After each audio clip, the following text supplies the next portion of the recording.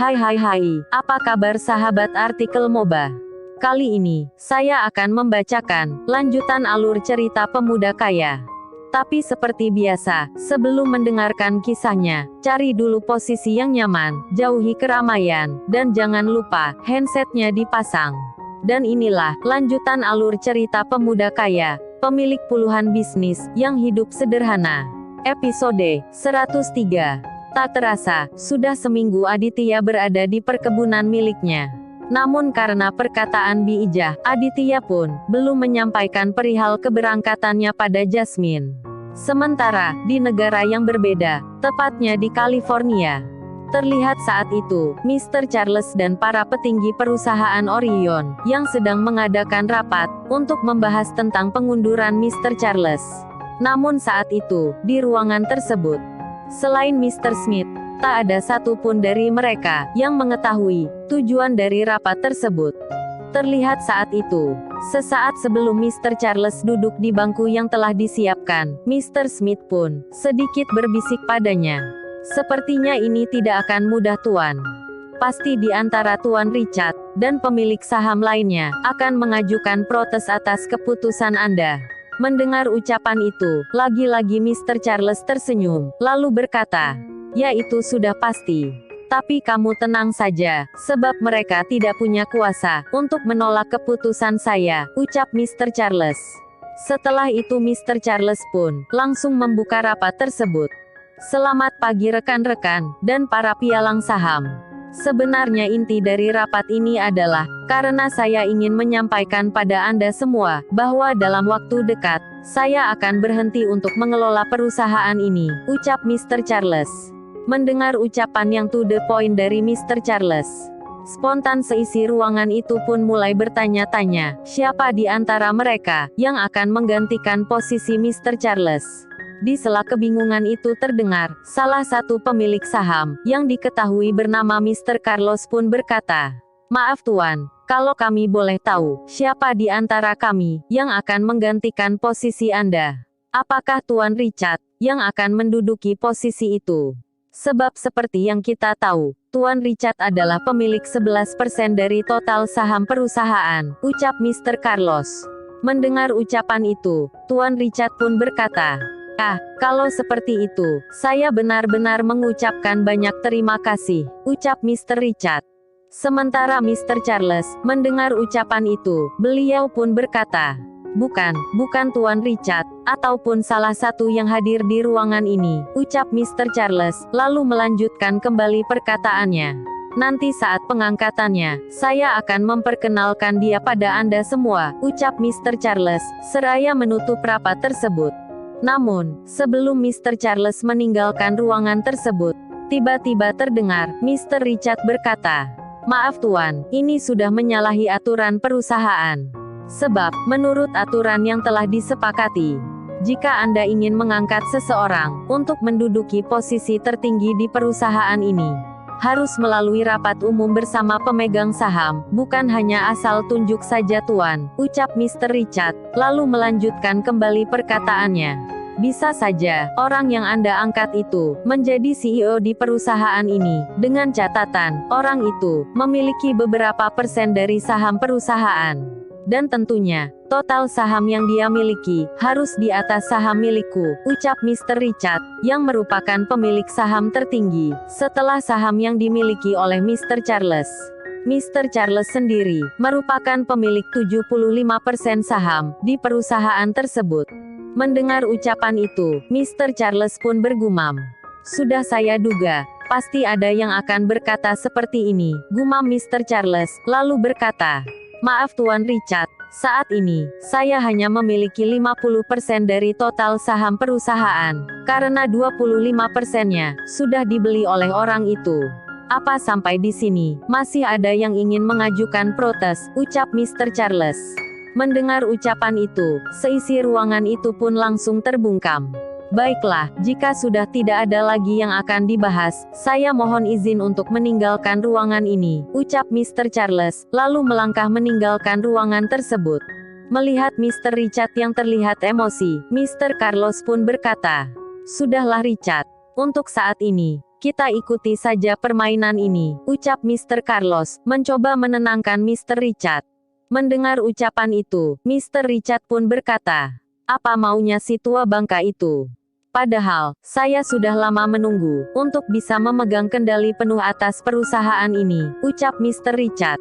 Sementara Mr. Smith, yang telah meninggalkan ruangan rapat, bersama Mr. Charles dan para pengawalnya, ia pun berkata pada bosnya itu, maaf tuan, apa benar, Aditya telah membeli 25% saham milik Anda? Belum, Aditya belum membeli saham itu, sahut Mr. Charles, lalu melanjutkan kembali perkataannya. Tapi secepatnya, saya akan mengurus pengalihan 25% saham itu, atas nama Aditya, agar tidak ada satu orang pun dalam organisasi di perusahaan, yang bisa membantah setiap ucapannya. Mendengar ucapan itu, Mr. Smith pun berkata, tapi tuan, apa ini tidak terlalu cepat? Mengingat kita belum mengenal dia sepenuhnya. Apalagi, basic pendidikannya sangat bertolak belakang dengan perusahaan milik tuan. Bagaimana jika nanti perusahaan mengalami kerugian, ucap Mr. Smith. Mendengar ucapan itu, Mr. Charles pun berkata, kalau soal kerugian, sebelum menerima tawaranku, Aditya mengajukan 2 syarat. Dan salah satu syaratnya adalah, jika dalam pengelolaannya, perusahaan kita mengalami kerugian, dia sendiri yang akan bertanggung jawab atas semua kerugian itu. Dan bagiku, syarat itu sudah lebih dari cukup. Coba kamu pikir, orang gila mana yang bersedia menanggung kerugian perusahaan yang bukan miliknya, ucap Mr. Charles, lalu melanjutkan kembali perkataannya. Dan untuk masalah pengalaman, saya minta tolong padamu untuk membantu dia dalam mengelola perusahaan. Mendengar ucapan itu, Mr. Smith pun berkata, tapi tuan, tolonglah, ini permintaan terakhirku, ucap Mr. Charles, lalu melanjutkan perkataannya. Setelah dia menguasai semuanya, kamu bisa untuk pensiun, seperti yang kamu minta. Apa kamu bisa memenuhi permintaanku, ucap Mr. Charles. Ya baiklah tuan, jika itu perintah Anda, saya akan membantunya, sahut Mr. Smith. Setelah itu terdengar lagi, Mr. Smith berkata, jika seperti itu, alangkah baiknya tuan meminta Aditya datang, untuk menandatangani pengalihan hak atas saham itu. Karena pasti, Tuan Richard dan yang lainnya, akan mencari tahu, tentang 25% saham itu, ucap Mr. Smith. Mendengar ucapan itu, Mr. Charles pun berkata, ya, prediksiku juga seperti itu, ucap Mr. Charles. Sementara di lokasi yang berbeda, terlihat saat itu, Aditya yang sedang duduk bersama Bi Ijah, seperti sedang membicarakan sesuatu. Terdengar saat itu, Aditya berkata, jadi saya harus ngomong gimana dong Bi? Aduh Bibi juga bingung dan, entar kalau Non Jasmine tahu, pasti bakalan murung lagi, sahut Bi Ijah. Habisnya Bibi juga sih pakai larang-larang. Coba aku ngomongnya dari minggu lalu, pasti enggak kayak gini, ucap Aditya. Sedang serius membahas masalah itu, tiba-tiba terdengar, handphone milik Aditya berdering. Tanda ada panggilan masuk. Setelah melihat ke layar handphonenya, Aditya pun bergumam. Aduh, Mr. Charles nelpon lagi, gumam Aditya, lalu menerima panggilan tersebut. Halo Paman, ucap Aditya membuka percakapan. Ya halo juga Dit, sahut Mr. Charles, lalu kembali berkata, kalau bisa, secepatnya kamu datang untuk menandatangani pengalihan saham atas namamu. Mendengar ucapan itu, Aditya pun terlihat bingung. Saham apa Paman? Bukannya saya hanya akan dijadikan CEO, kenapa harus mengalihkan saham atas namaku, ucap Aditya.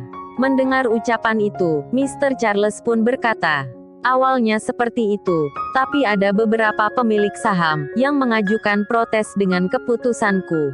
Dan jalan satu-satunya, hanya dengan mengalihkan sebagian saham milikku, ucap Mr. Charles. Mendengar ucapan itu, Aditya pun berkata, baiklah Paman, secepatnya saya akan berangkat ke sana. Oke, kira-kira kapan kepastiannya, agar saya bisa menyuruh Smith dan beberapa pengawal untuk menjemputmu? Mendengar ucapan itu, Aditya pun berpikir sejenak, lalu berkata, gimana kalau 3 hari lagi Paman? Ya baiklah, sekalian kirimkan juga lokasimu, ucap Mr. Charles. Iya Paman, sahut Aditya, lalu menutup panggilan tersebut. Baru saja Aditya menutup panggilan tersebut, tiba-tiba terdengar Jasmine berkata, "Mau berangkat kemana? Tadi aku dengar, kamu ngomong soal pengalihan saham gitu." "Saham apaan sih?" ucap Jasmine. Terlihat saat itu, Aditya memberi kode pada Bi Ijah. "Bi, kenapa enggak bilang sih?" "Sorry Den," sahut Bi Ijah, dengan hanya menggerakkan bibirnya, tanpa mengeluarkan suara sedikit pun.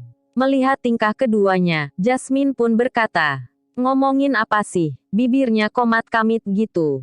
"Aduh, gua mesti ngomong dari mana ya?" gumam Aditya. "Ih apaan sih? Kok malah pada bengong gini?" ucap Jasmine, lalu berkata pada Bi Ijah. "Bi, ini ada apa sih? Kok ditanya malah diam?" "Oh anu non, tanya aja langsung sama si Aden, Bibi mau ke dapur dulu ya," sahut Bi Ijah, lalu berdiri dari tempat duduknya.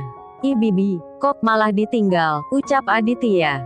"Udah Den, Aden ngomong aja," ucap Bi Ijah, sambil bergegas pergi. "Mau ngomongin apa sih Dit?" tanya Jasmine. "Anu Jas, aduh gimana ngomongnya ya," ucap Aditya, sambil mengaruk kepalanya. Melihat Aditya yang terlihat grogi, Jasmine pun bergumam, "Aduh, jangan-jangan si Adit mau nembak gua nih. Oh Tuhan semoga aja, biar terlepas status jomblo yang sudah lama melekat," gumam Jasmine. Waduh gengs, Jasmine mulai mengharap penantian yang tak pasti nih. Setelah diam sekian detik, Jasmine pun kembali berkata, "Mau ngomongin apa sih? Kamu ngomong aja deh, jangan bikin aku penasaran gini," ucap Jasmine. Mendengar ucapan itu, Aditya pun berkata, "Iya saya ngomong nih. Tapi kamu janji, enggak boleh murung ya." Mendengar ucapan itu, Jasmine pun mengangkat dua jarinya, lalu berkata, "Siap Pak Bos, saya janji," sahut Jasmine. Mendengar ucapan Jasmine, Aditya pun berkata, "Jadi gini, kemarin waktu saya ke pernikahannya Angelica, papanya si Angelica ini, pertemukan aku sama temannya. Namanya Mr. Charles. Dan Mr. Charles ini, meminta saya, untuk mengelola perusahaannya." Mendengar ucapan itu Jasmine pun berkata, "Jadi bukannya mau nem?" Tiba-tiba ucapan Jasmine terputus. "Nem apaan nem?" ucap Aditya. "Ah enggak kok enggak. To the point aja deh, jangan mutar-mutar gitu ngomongnya," ucap Jasmine, lalu bergumam. "Hampir keceplosan, ternyata bukannya mau nembak gua," gumam Jasmine. Setelah itu terdengar Aditya berkata, "Oke deh, saya to the point nih. Jadi gimana menurutmu, kalau saya mengelola perusahaan milik Mr. Charles?" "Kalau saya sih, kamu terima saja," ucap Jasmine. Mendengar ucapan itu, Aditya pun tersenyum, lalu berkata, "Oke deh, kalau gitu entar malam, kamu bantuin saya kemasi sebagian barang yang akan saya bawa ya. Sebab 3 hari lagi, saya dan Mr. Smith, akan berangkat ke California." "Hah, California?" ucap Jasmine yang terlihat kaget. Terlihat saat itu, seketika raut wajah Jasmine langsung berubah murung. "Iya, soalnya pusat perusahaannya ada di California," ucap Aditya. Mendengar ucapan itu, Jasmine pun berkata, "Terus, kebun anggurnya gimana? Untuk segala urusan di perkebunan, sepenuhnya saya serahkan sama kamu. Kamu bisa kan mengontrol para karyawan," ucap Aditya. Mendengar ucapan itu, Jasmine hanya diam, tak mengeluarkan sepatah kata pun. Karena tak juga mendapat jawaban dari Jasmine, Aditya pun kembali berkata, "Loh, kok malah enggak dijawab? Kamu jenuh ya, dengan aktivitas di perkebunan? Kalau kamu merasa jenuh, kamu boleh deh pergi liburan dulu," ucap Aditya. Mendengar ucapan itu, Jasmine pun berkata, "Enggak kok saya enggak jenuh, malah saya senang," ucap Jasmine dengan suara pelan. Saking pelannya, hampir tak terdengar oleh Aditya. "Jadi kamu bisa kan mengelola perkebunan ini," ucap Aditya. Mendengar ucapan itu, Jasmine hanya menganggukkan kepala. Terlihat saat itu, mata Jasmine mulai berkaca-kaca. "Udah ya Dit, saya mau istirahat dulu," ucap Jasmine, lalu bergegas masuk ke kamarnya. Tak berapa lama kemudian, Bi Ijah pun kembali menghampiri Aditya.